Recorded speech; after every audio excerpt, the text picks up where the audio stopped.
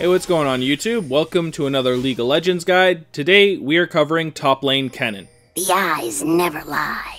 Kennen's a great team fighter with good AoE damage and great CC. He's able to stun an entire enemy team and deal a bunch of damage at the same time, making him a great fit in a wombo combo team. He's then even got a pretty strong lane phase as his harass is rather high and he's a lane bully.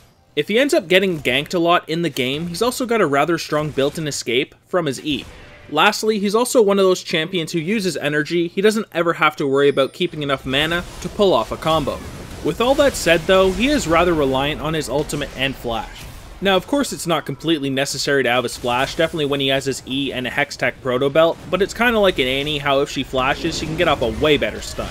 Now although he's also a lane bully, if he does fall behind, he can struggle a lot in that lane. The second a champion that's either ranged or has gap closers gets a lead on Kennen, they can usually delete him over and over, or at least zone him in the process. For our Masteries, we go 12 Ferocity and 18 Cunning, grabbing Thunderlord's Decree as our Keystone Mastery. Thunderlords is really strong on Kennen. With just his W auto attack proc and then activating his W, he can proc the Thunderlords because that counts as 3 attacks. It's a very strong, incredibly easy to pull off combo that he can do multiple times throughout the game and will add a ton of damage on the enemy. Other than that, we just basically focus on getting as much damage as possible so we can be that strong lane bully we're supposed to be. For a rune page, we have a couple different options. The first, more popular one would be the Magic Penetration Reds, Armor Yellows, Ability Power Blues, and Ability Power Quints. This is a great rune setup if you're somebody who likes to max your Q rather than your W, and you are looking to put out more damage with that poke, and get through any early magic resist with that penetration. Of course, if you felt like you did need that magic resist, those are a great option over the Ability Power Blues as well. Now I, however, am somebody who maxes W before Q. I really like the harass on that ability, so I prefer the attack speed Reds. This of course will get out more auto attacks, so you will get that W auto attack passive off much more often. Both are great options, and honestly, I will max either the Q or the W first based on the enemy champion I'm facing. If I know I can absolutely bully the enemy champion with auto attacks, I will take the attack speed Reds and max W, but if it is a harder matchup, I will max Q and take the magic penetration Reds instead. For our summoners, Flash is the only one that's absolutely required. It's great for escaping and is also fantastic for engaging onto the enemy to land a better ultimate and stun more targets. For our second summoner spell, Teleport is my favorite option. It allows you to split push for a lot of the game, yet still make it to teamfights and objectives. It can also be great for teleporting to a ward to help gank another lane. But if we are looking for a bit more kill pressure, Ignite is a great option. If you know Ignite is going to really increase your chances of getting that snowball going in the top lane, then it's probably worth taking over Teleport, but keep in mind split pushing won't be as effective. Last would be Exhaust. This is another great pickup. If you're in a matchup that deals a lot of damage and has a gap closer, Exhaust can really save your life in a lot of different situations. This reduced damage and everything Exhaust does can sometimes be the difference in a 1v1 duel. So now we're going to cover each of his abilities, starting with his passive, Mark of the Storm. So enemies hit by each of Kennen's abilities receive a Mark of the Storm for 6 seconds and stack up to 3 times. At 3 stacks, the marks consume themselves to stun the target for 1.25 seconds and restore 25 energy. If it's applied more than once on the same target within 6 seconds, it has a diminished effect and only lasts for half a second. So this ability is great because if you combo his abilities together effectively, it will stun the target. Since your ultimate also hits multiple times over and over again, that itself will apply these 3 stacks and stun the target. But other than that, you can try to get this stun off in the lane phase so you can go in for some free traded damage. Next up is your Q, Thundering Shuriken. This goes out in a line and deals magic damage to the first enemy it hits, and it deals between a 75 and 235 base, plus 75% AP. So this is potentially one of the skills you'll be maxing first. If you are in a hard matchup and you need to farm from a distance, Q is a great ability to max first. It will then be great for adding a bunch of poke damage onto the enemy champion. The thing you need to keep in mind though in lane is that people are generally going to hide behind minions so they can't actually be hit by the Thundering Shuriken. Therefore, if I am looking to bully the enemy laner, I will max my W over the Q, but Q is great if you do need to stay from a distance so you can last hit those minions safely. But now let's look at the other ability we might max first. Our W, Electrical Surge. So for the passive, Kennen deals bonus magic damage and applies a Mark of the Storm once every 5 basic attacks. This, however, is based off of your AD, which can be up to 80%. The active, however, will shoot out a surge of electricity to all nearby enemies affected by Mark of the Storm or caught in Slicing Maelstrom and deal magic damage. This then has a 55% AP ratio. So if we're really looking to bully that enemy laner, we will want to take Adoran's Blade at the start, as well as some attack speed reds.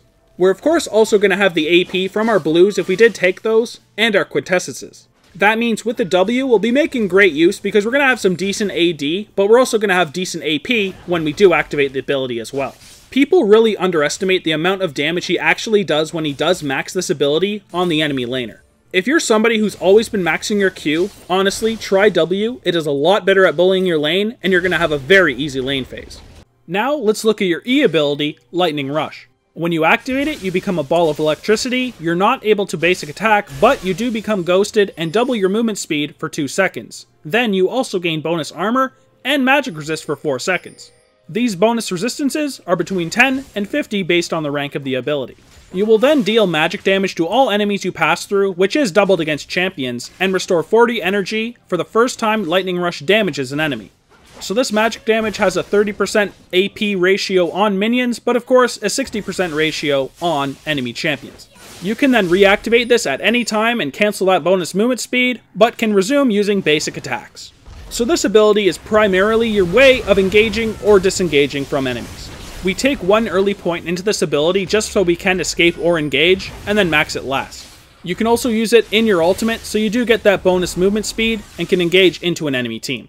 So now last up is your ultimate, Slicing Maelstrom.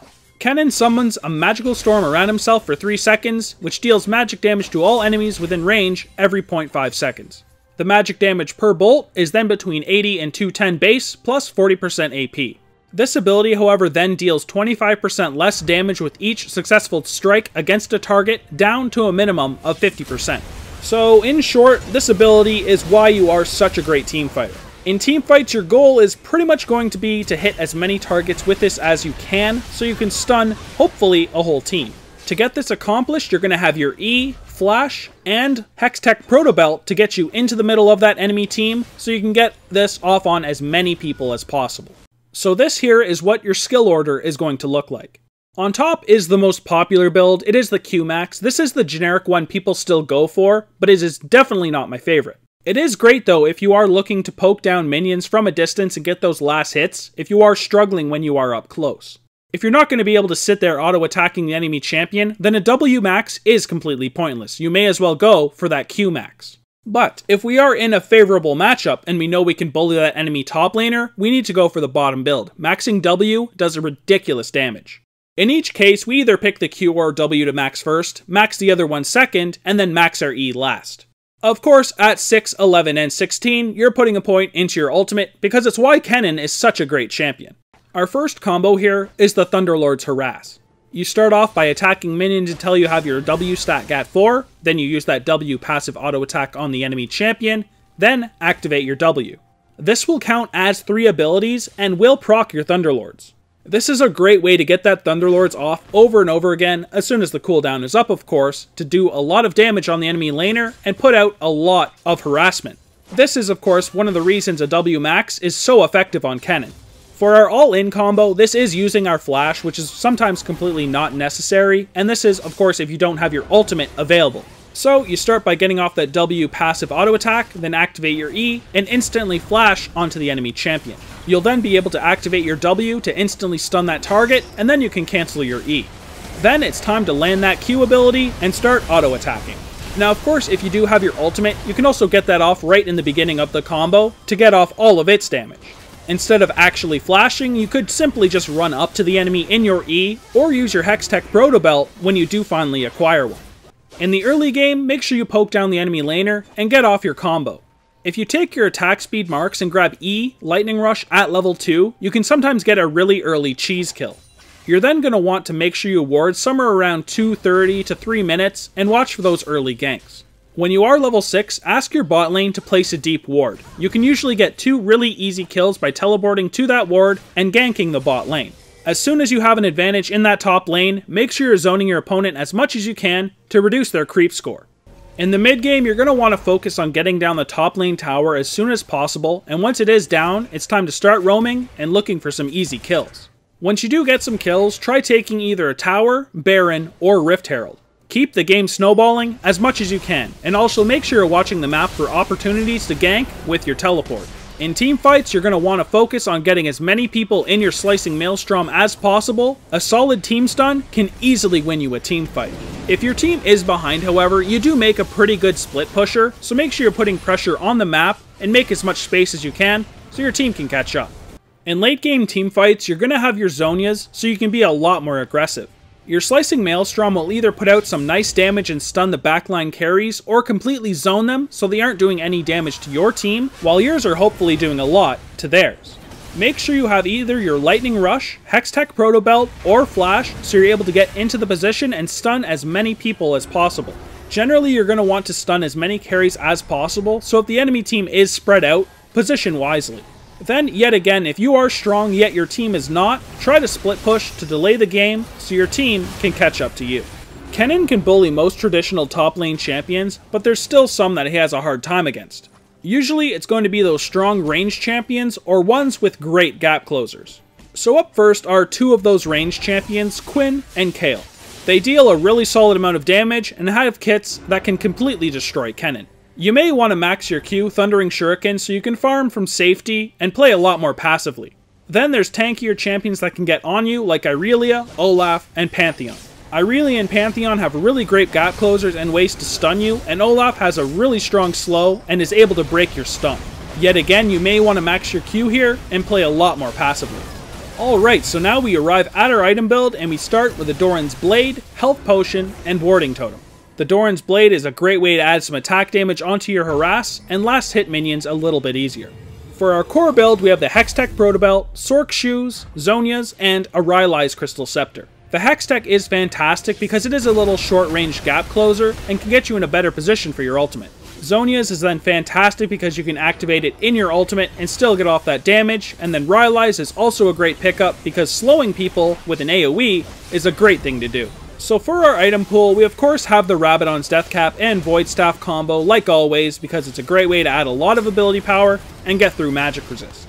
If we then need some magic resist ourselves, Abyssal is great and we do get in a really close range, so getting off that 20 reduced magic resist aura is really easy on the enemy champion. Like always, coming back to life can be a very great thing, so you have the Guardian Angel. If we were then against a really tanky lineup, a Liandry's is a great thing to have as well, for that burn it does provide. And then last, if we are wishing to play a more assassin-oriented role, which is not something I do too much on Kennen, but hell, you could, you have the Luden's Echo. But for item build number 1, it's basically the one I take at least 80% of my games. You take the core, and you of course add the Rabadons and the Void Staff. This is a great way to do basically the maximum amount of damage, be safe with your Zhonya's, and just delete teams in your ultimate. For build 2, the only thing I changed was taking an Abyssal instead of the Rabadons because we were against a full AP lineup. So that covers everything I've got on our top lane Kennen guide. I hope you guys did enjoy it, and if you did, please like and subscribe. You can then view all of our other guides on our website, egamingtv.com, or of course you can visit Twitter at egaming_TV, which is where we do skin giveaways at the end of every month. But other than that, thank you guys a ton for watching, and I will see you guys in the next champion guide. Peace! Man, why can't I be like Chid? Man, why can't I be like her? Tell me why can't I be like him? Man, that's some bullshit. Count those old ass pennies, I'm a nuisance. So I guess that I just proved that I'm far from fucking useless. I'm so dumb from talking the facts. All my life been bound in the back. 180 my life when I got in a rap. Hard as hate, baby, wanna get strapped.